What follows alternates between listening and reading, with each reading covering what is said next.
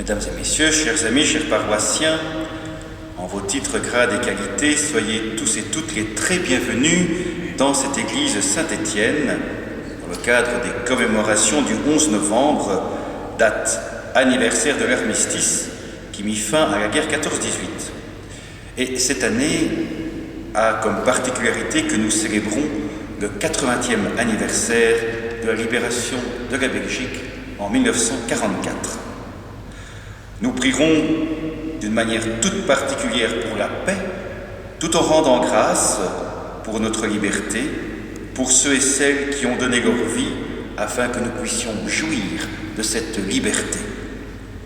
Mesdames et messieurs, frères et sœurs, soyez toutes et tous les bienvenus dans cette église Saint-Étienne de Braine-l'Alleud, où la coutume veut qu'une célébration rassemble les Brennois de toute obédience dans une même intercession pour la paix. Ce 11 novembre, nous commémorons la fin des combats de la Grande Guerre 14-18. Nous pensons aussi au conflit 40-45, événement destructeur majeur qui a finalement réveillé les consciences de certains belligérants qui ont eu l'audace de mettre en place la construction européenne. Nous associons également cette journée de mémoire au 80e anniversaire du début de la libération de notre commune, le mardi 5 septembre 1944, avec l'arrivée des premières colonnes américaines. Nous savons tous combien la paix dans le monde est de plus en plus fragile et difficile. Aujourd'hui, on ne parle principalement que de deux autres guerres aux conséquences directes dans notre pays, dans toute l'Europe et l'Occident, celle du Proche-Orient et celle d'Ukraine. Et cette situation se déroule sans pouvoir freiner la cinquantaine d'autres conflits en cours sur la planète, souvent plus cruels que ceux qui nous touchent. Notre paix intérieure est ébranlée par cette paix extérieure qui se fissure. Aujourd'hui, notre présence signifie notre engagement personnel à affirmer notre mobilisation pour défendre nos libertés, nos patries, notre dignité humaine. Nombreux sont celles et ceux qui se sont mis au service des autres au péril de leur vie, voire jusqu'à la mort et autres souffrances. Sans ces frères et sœurs, sans une immense jeunesse courageuse, notre monde serait différent. Nous leur devons un immense respect. Dans notre environnement actuel, l'existence de la communication politique, mais pas que celle-là, prend une telle tournure qu'elle menace la démocratie. Ce sont des déclarations qui se font au mépris et aux dépens des réalités, souvent des anti-vérités qui ne permettent plus aux citoyens de se forger un jugement. Boris Cyrulnik, neuropsychiatre qui a échappé de peu à la mort pendant la Seconde Guerre mondiale, qui fut un enfant caché et dont les parents sont morts en déportation, nous dit récemment, je cite, « L'avènement des réseaux sociaux sature l'espace d'information. On voit apparaître des groupes sociaux renforcés sur les réseaux sociaux qui ne communiquent qu'entre eux et sont complètement coupés du réseau d'à côté. Et là apparaissent les haines. Il y a un arrêt total de l'empathie. On voit se développer un cloisonnement du savoir qui mène à la haine de celui qui n'a pas la même connaissance que nous, que vous. Quand on morcelle le savoir, on choisit son camp et on s'isole des autres, ce qui est le contraire de la résilience. » Fin de citation. Résilience qui a tant soutenu nos aînés qui nous rassemblent aujourd'hui. Autant de raisons pour toutes les générations d'aujourd'hui et à venir, de faire mémoire, de se mobiliser et de s'unir. Nous sommes réunis ici, dans cette célébration, en unité pastorale de Braine-l'Alleud, avec nos convictions et racines personnelles, en pensée avec celles et ceux morts, blessés, abandonnés, torturés au cours des 2 combats passés, mais aussi celles et ceux qui souffrent des guerres actuelles. Intercédons pour le monde afin que la paix soit pour tous.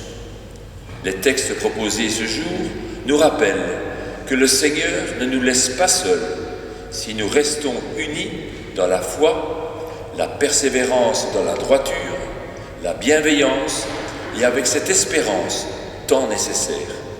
Soyons de vrais ouvriers et artisans de paix.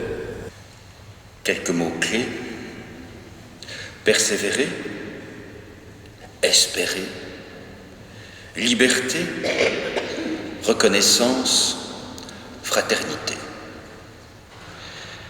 L'évangile que nous venons d'entendre se termine par cette phrase: « Celui qui aura persévéré jusqu'à la fin, celui-là sera sauvé. » Oh, sans doute y a-t-il un message particulier pour les chrétiens, demeurer fidèles à l'évangile jusqu'au bout, mais il y a là une leçon de vie pour tout un chacun: persévérer. Persévérer et espérer en sachant distinguer la flamme vacillante au bout du tunnel. En 1940, la flamme vacillante de la victoire était quasiment imperceptible. Comment croire après de tels désastres? Et cependant, dès 1940, certaines ont cru, ont espéré, ont persévéré, ont enduré, rejoints au fur et à mesure des mois et des années par d'autres qui ont épousé leur espérance et leur persévérance. Et ils ont eu raison de ne pas se laisser abattre. Il était difficile en 40 de réaliser que 4 ans après, ce serait la victoire, et pourtant ceux qui ont espéré ont eu raison. 4 ans plus tard, la Belgique est libérée. Cette année, nous fêtons les 80 ans de la libération de notre pays et vous jeterez un coup d'œil sur les photos qui ont été disposées dans le fond de l'église par l'association Brania et qui évoquent la libération de Braine-l'Alleud. C'est très émouvant de voir les rues de notre belle ville libérées et on devine la liesse, l'allégresse, la joie des Brennois, des Brennoises en ce beau jour du 4 septembre 1944. Premier mot donc, persévérer. Deuxième mot, reconnaissance. Notre devoir en ce jour de commémoration, c'est la reconnaissance. Et je voudrais, pour illustrer mon propos, citer un grand Brennois, le cardinal Mercier, qui fut baptisé ici juste sur ma gauche, et tout à l'heure nous irons devant sa maison natale pour évoquer sa mémoire. Eh bien, le cardinal Mercier, dans une lettre intitulée « Patriotisme et endurance » de Noël 1914, nous invitait déjà à la reconnaissance. Voici les mots qu'il a utilisés en cette veille de Noël 1914. Le premier devoir de tout citoyen belge, à l'heure présente, nous sommes en 14, alors que la guerre dure depuis quelques mois, donc le premier devoir de tout citoyen belge est la reconnaissance envers notre armée. Si un homme vous avait sauvé d'un naufrage ou d'un incendie, vous vous jugeriez lié envers lui par une dette d'éternelle gratitude. Ce n'est pas un homme, ce sont 250 000 hommes qui se sont battus, qui ont souffert, qui sont tombés pour nous, afin que nous demeurions libres, afin que la Belgique garde son indépendance, sa dynastie, son union patriotique, et que, après les péripéties qui se sont déroulées sur les champs de bataille, elle se relève plus noble, plus fière, plus pure, plus glorieuse que jamais. Au cœur des ténèbres de la guerre, il y a parfois des fleurs qui poussent, des étincelles d'humanité qui montrent que la vie est la plus forte et qu'il ne faut jamais désespérer. Troisième mot, fraternité. Et je voudrais citer ici un extrait d'une lettre d'un soldat de la Grande Guerre, un Français, une lettre adressée à un ami. Il disait notamment ceci, et je le cite. Un jour, au fond d'un trou de but, égaré dans les fureurs du combat, j'étais blessé à l'épaule. Le sang dégoulinait, imbibait le drap de ma veste, j'étais incapable d'atteindre ma blessure. Un homme dégringola, sonné par le souffle d'une explosion. De mon bras valide, je sortis mon pistolet, le pointai vers l'autre. Ma main tremblait devant mes yeux troublés. Il pointa son fusil sur moi, sa baïonnette brillait au-dessus de mon ventre. J'étais mort. Ce face-à-face dura d'interminables secondes. Aucun de nous deux ne parvenait à tirer. Ce fut lui qui baissa son arme le premier. Blessé, me demanda-t-il. Je dis oui. Je lui montrai mon épaule. Il sortit de sa sacoche ce qu'il trouva de pansement et s'approcha en prononçant des paroles incompréhensibles, mais dont le ton traduisait l'humanité. Il s'agenouilla pour panser ma blessure. Je lâchai mon arme. Nous passâmes la nuit côte à côte en partageant nos vivres et nos trous. Puis, à l'aurore, nous rejoignîmes chacun notre camp. Ma blessure était superficielle et guérit vite. Convient cependant d'ajouter que ce brave soldat français, hélas, quelque temps après, dans de furieux combats, dut faire feu sur cet homme qui l'avait sauvé. La guerre est parfois bien cruelle. Ce qui nous revient aujourd'hui, 106 ans après l'armistice, 80 ans après la libération de 1944, c'est de persévérer lucidement pour protéger la paix. Et la meilleure façon, c'est de construire la fraternité.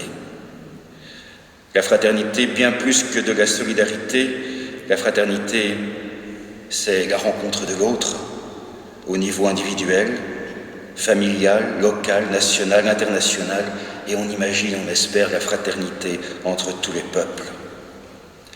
La fraternité, la concorde et la paix sont une tâche et une mission. Saurons-nous la faire nôtre ? Aujourd'hui, nous faisons mémoire, devoir de mémoire. L'être humain, lorsqu'il cesse de se souvenir du passé et de s'en laisser instruire, a la capacité déconcertante de retomber, même après s'être enfin relevé, en oubliant les souffrances et les coups effroyables payés par les générations précédentes. N'oublions pas, ne pas oublier, devoir de mémoire, cultivons la reconnaissance, embrassons la mission de construire la fraternité, la concorde et la paix, persévérons et espérons toujours contre toute espérance. La liberté et la paix ont un prix, elles ne sont malheureusement jamais acquises. Et au terme de cette homélie, j'aimerais vous partager un petit texte qui a été écrit par Thomas Lavigne. Alors Thomas, c'est un jeune qui est résident du village numéro 1. Il aurait dû être présent parmi nous ce matin. Certaines circonstances font que, hélas, ce n'est pas possible, mais il voulait nous adresser quelques mots. Alors je lui prête ma voix et c'est lui qui nous parle ce matin. Alors voici ce que Thomas nous dit. Mesdames et messieurs, chers patriotes, tout d'abord mes pensées vont vers mon arrière-grand-père Oscar, qui s'est battu courageusement lors de la bataille de l'Isère en 1914. Soyons fiers de notre drapeau, de nos soldats résistants qui se sont battus et donné leur vie au service de notre pays. En se remémorant leurs valeurs et leur bravoure, nous cultivons le devoir de mémoire et préservons ainsi l'histoire pour les générations futures. Les démocraties ont souffert à travers ces terribles conflits, et ce afin de défendre les valeurs humaines. Certes, La démocratie est fragile, mais il nous appartient de la protéger et donc d'évoluer avec plus de responsabilité collective, à savoir la liberté, la tolérance, l'écoute, l'ouverture, la paix en dépend. Toutes ces valeurs ont une place fondamentale dans notre société.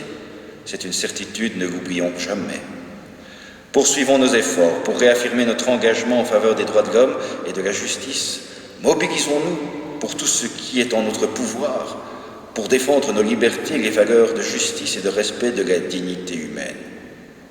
Je terminerai par ceci, que la mémoire de nos aïeux inspire les générations à venir vers un monde meilleur, un monde plus juste et plus sûr.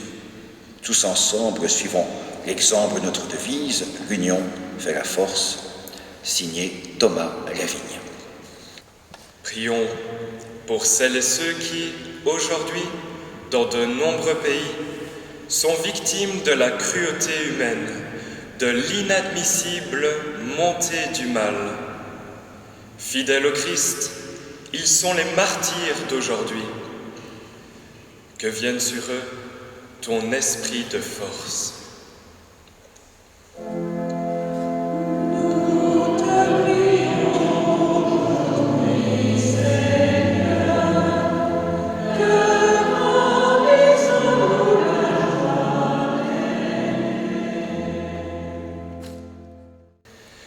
Prions pour les peuples entraînés dans des conflits qui s'enlisent, et en particulier aujourd'hui pour le conflit israélo-palestinien, pour ceux qui subissent des bombardements au Liban, pour ceux qui vivent dans la bande de Gaza, mais aussi, encore et toujours, pour nos frères ukrainiens. Prions aussi pour tous les hommes, en Europe ou ailleurs, qui cherchent à mettre en œuvre l'esprit de paix, de liberté et de dignité humaine. Esprit qui a présidé en son temps à la construction de la communauté européenne, ils sont porteurs d'espérance. Que vienne sur eux, Seigneur, ton esprit de paix.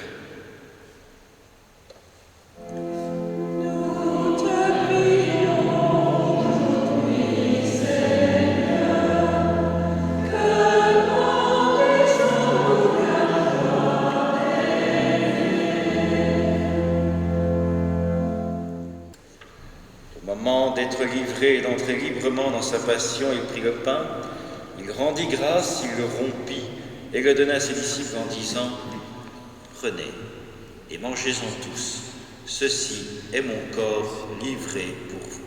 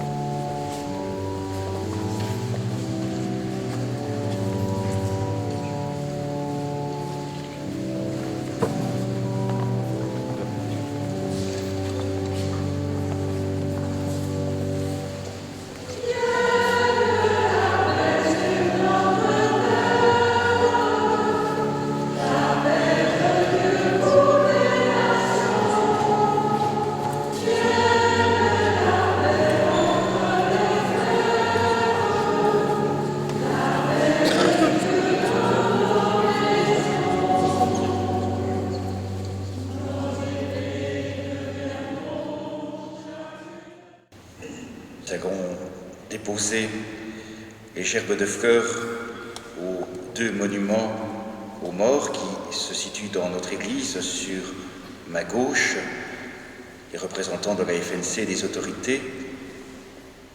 Et pendant que nous allons poser ce geste, eh bien, nous allons avoir la projection ici sur l'écran, projection évoquant ce même dépôt il y a quelques années, mais ça nous permet de visualiser ce qui se passe, ce qui va se passer en ce moment.